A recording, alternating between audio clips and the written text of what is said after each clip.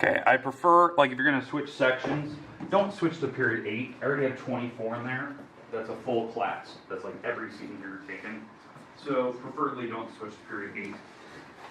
I'm going to tell them to preferably I want them to go to another section. So, all right, what we're going to do, start with maybe 5 minutes, go over your semester test. You can keep these, they're yours. And then we'll go through some notes today, and then we will have an assignment today, but I'm not sure if I'm going to get today or tomorrow. So we'll kind of play by ear. If I don't get to it today, no big deal. So we'll kind of see how far we get, but let's go through our practice semester test, or our semester test here first.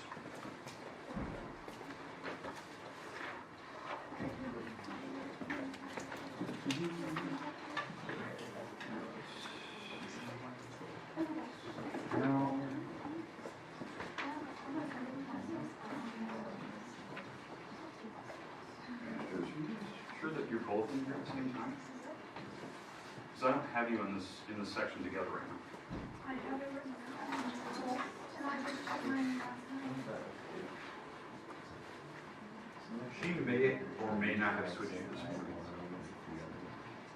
So I only have Kylie here right now.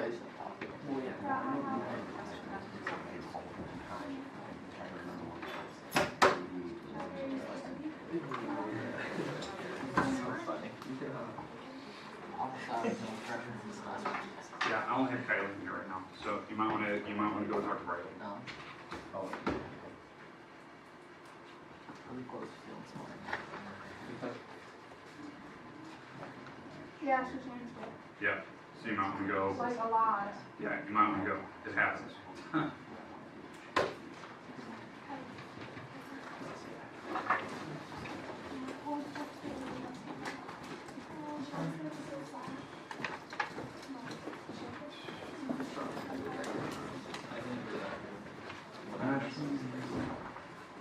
It's like the easiest thing. Sure. Bammer. You did better than that. Goodness is going to throw me off.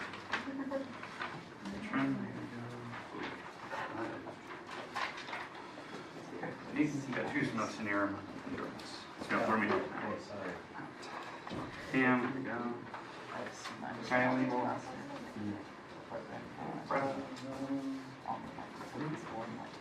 Kayla. Hannah. Missing 2. Okay, did anyone not get one right now? Right. Perfect. So where is 1 out? Where are they? One's not here either. He had a fixed for an time. Okay. So, Yeah, sure. let's see. No one's games this weekend, so I just read it on my television there. What do you think of it? What kind of side do you want? I just thought it was going to be for the first 3/4 time. Parker kind of talked about it now intelligent. I don't know, I'm kind of for him because I can see definitely how they do about it. Yeah, but at the same time, they're not suing him over that. Right. They're suing him because they lost money. They lost money. And that's just how it works. Right. So, I feel like, but at the same time, this kid, he should get something done. Right. No, because you're investing money and you should know the rules. Yeah. Especially because he's a high school.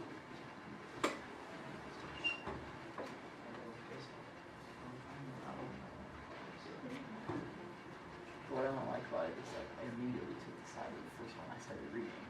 Right. Yeah. This is the first one you're introduced to. It's kind of psychology. You see the character. Like last year we had a criminal case for junior high, and I read all of the prosecutions for this tonight, straight through the defense. Right. And he was this drunk teenage kid that ran a line. He was like, he ran over some kids, smells and shit, and I was defending him. Perfect. Okay. So, hey, let's go through our semester test here. I'm gonna go through this pretty quick. If you have a question while you missed something, maybe check out the points, or maybe hopefully I'll explain it to you as we go through. Okay, all right. The first part here, line N and M, those are the only two lines that are on actually plane B. If you put L, I automatically counted wrong. L pokes through it. It's not like on it. So that means to be that are only in plane B. Those are the ones that lie like flat on it. Okay. Name a line that does not contain B. That would be does not contain on B. That's line L. It's the same question. I just renamed it to see if you were paying attention. Okay. Name the lines that contain point R. That's L and M. Or if you give me the two-letter system, you better have spelled it right and put the little arrows above it. Intersection of M and N is Y. Another name for line N would be YW. That'd be the only other option. And if you put WY, that's fine, but you have to have the arrows. If you forgot the arrows, you count it wrong. If you try to tell me like line YW, like you wrote like the word line and then put YW behind it, that is technically wrong. Because you're supposed to put the little arrows. If you write the word line, you better use the italicized letter. That's a big thing from the textbook. Okay, all right, moving on. Okay, number 2, you had to find the distance. A lot of people, I shouldn't say you, but a lot of people were not finding distance. They were finding like slope, which is not what I was asking for. So the distance between these, you had to subtract the x numbers. So subtracting these, so I went 3 minus the -4, so it makes 7. Then I went 2 minus the -1. It doesn't matter the order you subtract, because you have to square it anyways, and they always turn positive. Because distance should be a positive number, not negative. Some people are telling me negative numbers. It doesn't make sense for distance. It's like if you wore a Fitbit and you walked forwards and backwards, you're still walking a distance. It doesn't matter if you walk forwards or backwards. It doesn't know any better. It just thinks you're walking, so it will actually mark your distance. So 7 squared is 49, 3 squared is 9, you add them together, you get 58, and the square root of that is actually 7.6, but I was looking for the square root of 58. That's what I was looking for. 4 points, 4 lines of work there to actually get the answer. Okay, all right, moving on. First page out of 11. Okay. Number 3, name the vertex of angle 4, that is point Q. Name the sides of angle 3, that would be, like I wrote an example like RP and RQ. Those are the walls of angle 3. I had somebody put RT, that's fine. But you had to have the rays above it. If you didn't have the rays, it's technically wrong. I didn't want lines, I wanted rays. Okay? Another name for line or angle 2 would be MRN. MRN, that's angle 2 is here, so MR to N, that spells angle number 2 here. Or I had somebody put VRN, that's fine. Okay, so that would be angle number 2. The most silly answer I got for that one, give me a different name for angle number 2, I had somebody spell out TPQ. TPQ is here, and 2 is there. They're not even close, and they don't even look the same. So it was just a ridiculous answer that I saw. Like you were just going way too fast, you weren't even like reading the question. Okay, name a linear pair. I put random here because there's a billion different answers you could put. I'll give you an example. 2 angles that make a straight line, a linear pair, would be like angle 5 and 7.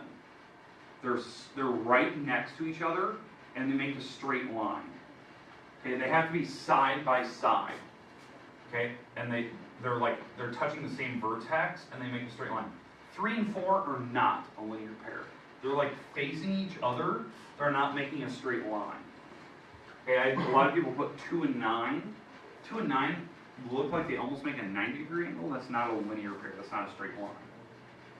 But I had a lot of good answers. There's a ton of other ones that I've had that were refined, but it was just kind of random. It was just kind of seeing if you knew what the definition was and recommend. Vertical acute angles, angles that are small and straight across from each other. 6 and 8 are not acute. So that one fails. I had a lot of people put 6 and 8 for that one. So you missed a point there. Those are obtuse angles. They're bigger than 90 degrees. You can actually see that. They're passed straight up and down. Okay, so vertical would be like a good example would be this angle and angle 7. That was like pretty much the one response you could have put other than 5 and the angle below it. but again, what you had to say is like angle 7 and angle TPQ. That would have been an example of it. There's a select few. I had somebody try to tell me that 9 and 3 are vertical to each other. That makes like a weird L shape. That's not straight across from each other. So there you go. Okay, it was out of that one was out of 8 because there was like 8 different things you had to put there. Okay, number 4, the most common mistake that I saw is a lot of people put this picture as regular. It's not. All the angles are not the same. Only 4 of them are. These angles here, here, here, and here are not the same. They're actually big. And if it's concave, you can't be regular. That was stated in your textbook if you actually read it. You actually read the definition of what concave meant. That it cannot be a regular picture. Okay, because there's cavities on it. It's an octagon, there's 8 sides. The next picture is a pentagon, there's 5 walls there, pent is 5. It's convex, because it's a big fluffy pillow, there's no like dents on it. And it's regular, because all the angles are the same and all the walls are the same. So that's the definition of regular. I put them side by side so you can see the differences, so you can compare them. Okay, next one, number 5. Most common mistake that I saw people make, like overall, on this one, was forgetting to put the true and falses. Like, they just didn't even do it. They're right there, true and false, is like 4 points. The first sentence is true. If a bird is an ostrich, it can't fly. Ostriches can't fly. They can run, they can fly. Okay? The converse, where you switch the sentence around, a bird can't fly, then it is an ostrich. That could be false, could be a penguin or something. Inverse is where you basically go back to the original sentence and you put the word not. If a bird is not an ostrich, then it can fly. Okay, that's false. Because again, can it be a penguin? Penguins, even though it's not an ostrich, it can't fly, so their conclusion is false. And then contrapositive, if a bird can fly, then it's not an ostrich.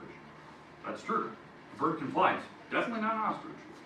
That's a true statement. Okay, alright, there you go. That was 7 points because there was 3 sentences, 3 actual words there. And yes, you had to label which ones. I told you that when you were doing the test. You had to label which one is which. If you didn't, I count a point off for 2. Depends on how bad your sentences were. Okay. Okay, number 6. It is technically 7 lines. I did mine in 6, but because I put the first line, I put multiplicative identity on the first, top line. At some point, you had to have multiplicative identity in there. You had to introduce the number 1 in front of the x, so you can see at the top of the board there, and then you had to multiply by it later. Okay, so at some point, you had to have multi-identity. So it was either at the top of the problem, or it was somewhere like in the middle where I kind of put it next to that substitution line. So it had to be in there somewhere. That was something I was checking for. Okay, but you had to distribute the 8 through the parentheses. You had to associate the parentheses around so that they're around the numbers. You had to substitute or multiplicative identity depending on what you did there. Okay, depending on what line you had there. Then you had to move things around, which is commutative. Commuting means to move, right? If you commute to work, you get in one car and you move, right? So I moved the x's next to each other. Then you had to distribute the x out, which a lot of people put backward. It's great, or reverse distribution. And then you could actually substitute. And I had a lot of people put negative 88 minus 7 is 81. You have a negative number minus more. That's a bigger negative number. Okay? So again, that should have been a simple calculator fix. Or I had a lot of people put 8 plus 5 is 3. Silly mistake. You're adding to make 13. Alright, moving on. 7, I actually picked an easy one for 7. All you have to do is an algebra proof. You had to prove that the answer was 10. Okay? It's technically 5 steps, depending on how you did it. And you can actually see in one of my steps on line 3, I put symmetry there. Symmetry, I had a lot of people put symmetry at the very last line. That's fine. It just depends on how you did it. Okay? So, line 1, I wrote what they gave me. They gave me df is equal to eg, and then that means that they're actually equal in line number 2. That's the definition of congruent. Then number 3, I plugged those things in. I substituted, which I actually did symmetry, because I actually switched these around. And then I did substitution where I plugged the eg in here and the df in there, but I actually did symmetry. I actually spun it right away. A lot of people like save symmetry for last. Then I added the 9 to both sides, which is additive property, and then I divided by 2. So it's about 5 lines depending on how you did it.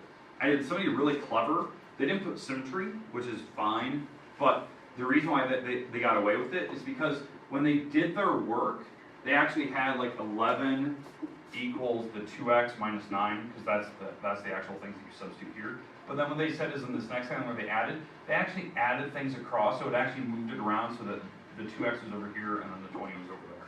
The way they added things and subtracted. It was really clever, and then they actually solved it the same way. Okay, but it was about 5-6 lines, depending if you put symmetry in the middle there, like I did. Okay, but I counted as 10 points. Okay, all right. Moving on, 8 and 2 here are vertical, they're straight across from each other. 2 and 4. Bill and Piper, please come to the office. Bill and Piper. 2 and 4 are corresponding, one's inside, one's outside. 7 and 6 are same side interior. Let's see, 1 and 4 are same side exterior. And then 7 and 3 are alternate interiors. So, there you go. The only one I pretty much didn't use was alternate exterior. Okay, any questions with 8? Okay, moving on. Okay, that's the back page now. This is where a lot of people, like, they missed a few points. It was actually the last page that really hurt the most, the third page, the proof stuff. Because I had some people that didn't even attempt to do the proofs. Like, you didn't even attempt to do them. Right there was like 23 points. So, good way to fail right off the bat, right on that page. So, on this one, you basically, when you look at the picture, if those lines are actually parallel, then the alternate exterior angles have to be equal. So you can actually see that I set them equal to each other in that top right corner up there. I subtracted the 2x over, added the 14 across, and then when you get rid of the 1, it's just x equals 39. So that was your angle, right? And then what I did is, I know a lot of people did this, they plugged the 39 back in. So it didn't matter where you plugged it back in, 2 times 39, that's 78, and you had 25, that's 103. You didn't have to, I wasn't even grading that. I was actually grading the first part. Did you set them equal to each other? Did you do the correct steps to actually solve? I had a lot of people that didn't show any work. You just missed 4 points. You gotta show something, especially if you're wrong. Okay, number 10. You have to draw. Drawings had to be correct. I was looking for perpendicular, and you had to give me the equation and the slope. Because that was the thing. I needed it in point slope form, so you needed to find the slope to begin with. So the slope of BC line, because that's the one I have to be perpendicular to. So 7 minus the 5, 6 minus the 4 is 2 over 2, which is 1. The perpendicular is where you flip 1 over, which is still 1, but you have to make it negative. So it's going the opposite direction. So instead of going up, it's going negative. So down 1 over 1, down 1 over 1. So that's the perpendicular line going through A. And you can actually see it does make a perfect 90-degree angle, which is perpendicular.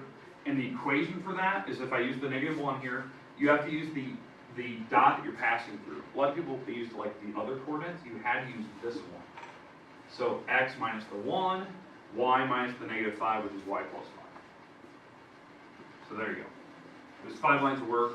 It was basically 2 points for that, 2 points for the slope, and then another point for the equation, which some people did not get right.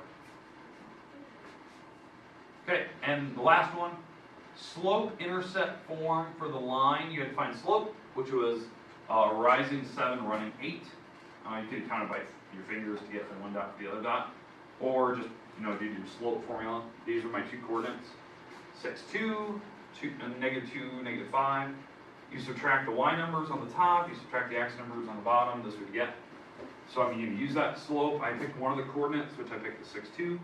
So x minus the 6 and the y minus the 2. And then this work that I did here was the exact same as your practice guide. Multiplying the 8 over, distributing the 7, then adding the 16 over and dividing the 8. So this is the actual equation. I have a lot of people put the decimal there for 26 over 8, which is like 3.25 or something like that. So there you go. Okay. That's yours to keep. You can kind of look over. The next semester test will have it. It's usually like the Thursday before the last week of school. Because the last week of school we usually have like 2 or 3 days. So I usually do my next semester test then. It'll just be over semester number 2, not the entire year. I don't know. Some teachers may do that. I don't. It's just semester 2 stuff. So what we start today, what we started Friday, that continues on. Okay, so there you go. You can put those away, those are yours.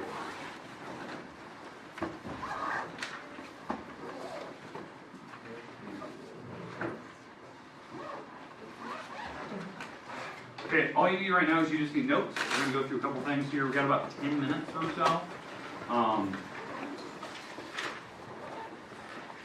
So we got about 10 minutes.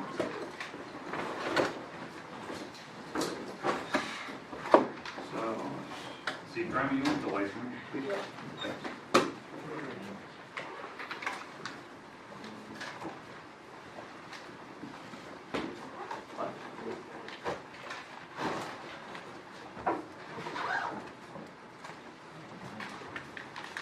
All right.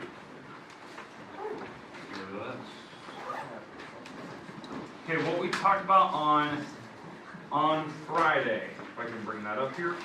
In case you're gone or you just don't remember, it's been quite a few days here.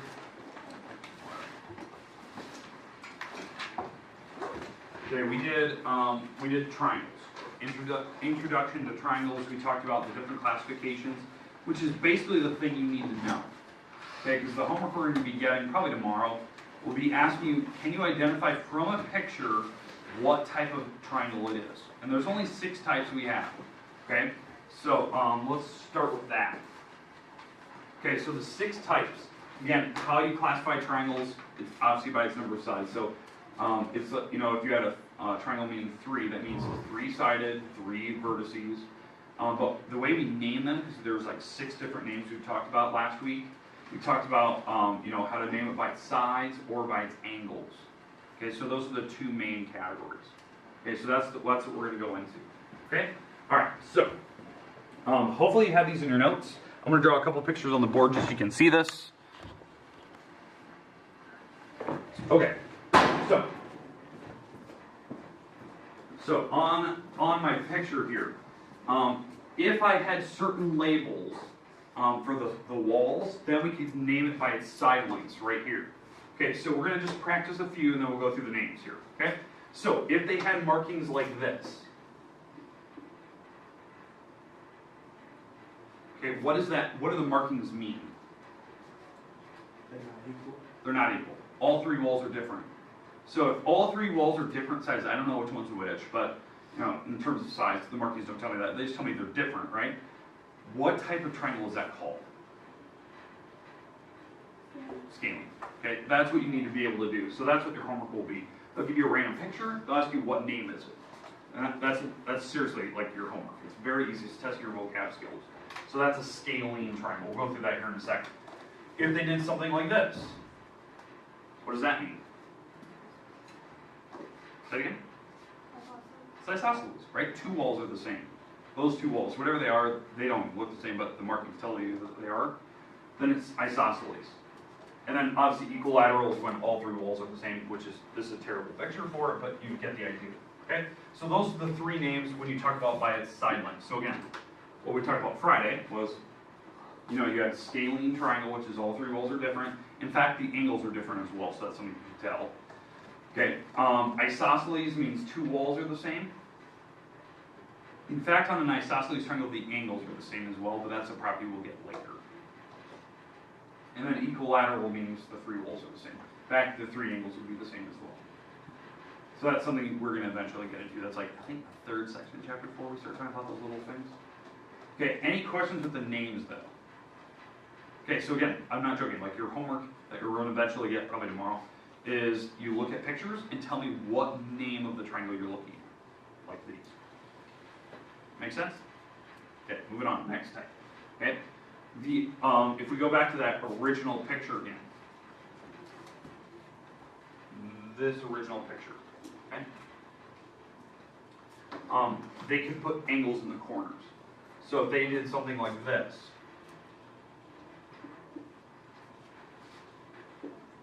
what type of triangle is that by its angles? That's a right angle. It's a right angle, so it's a right triangle. Okay, if it's got 1 right angle, it's a right triangle automatically. Okay, if the angles are all really small, like, I'll just make up something. something like that. Now what type of triangle is that? Angles are small. Heard it? Acute. Okay. It's a acute triangle. You know, all the angles are less than 90, they're all acute. Remember, the word acute means small. Okay. And then if one angle is big, so like this, so say I make that 125 and the other two are random. Okay. What type of triangle is that? Obtuse. Okay. So that's the way, like if you look at its angles, you can immediately tell what type of triangle it is. Okay, and that's what the first assignment's going to be. I'm not joking. It's just looking at pictures, telling me what type of triangles they are. But they can get a little more specific. So again, let me go through, okay, these are the side lengths of triangles. What they could do is they could do something like this.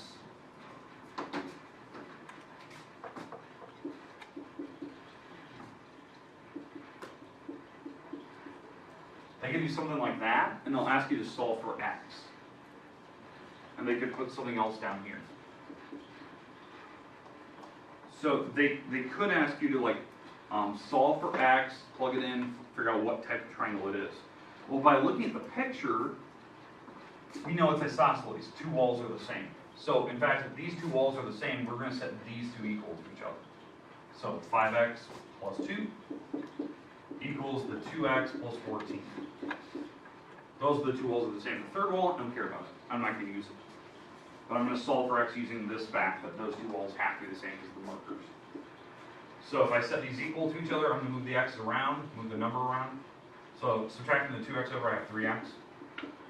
Subtracting the 2 over, I have 12. And if I divide, my x turns out to be a 4.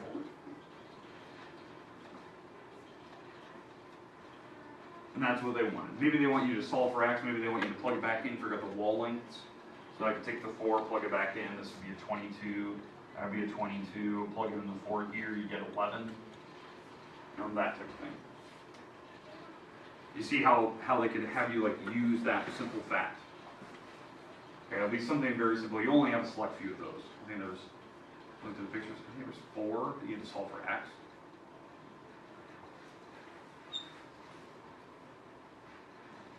Okay, and then obviously the other way that we can name triangles by its angles.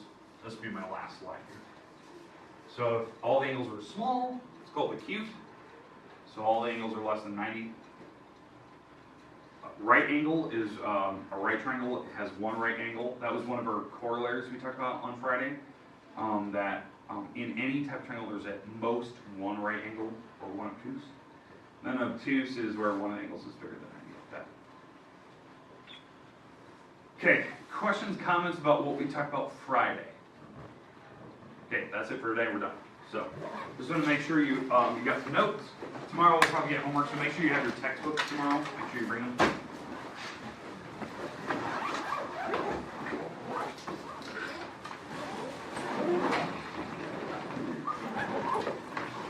Okay, you got about 4 or 5 minutes, so you can kind of relax.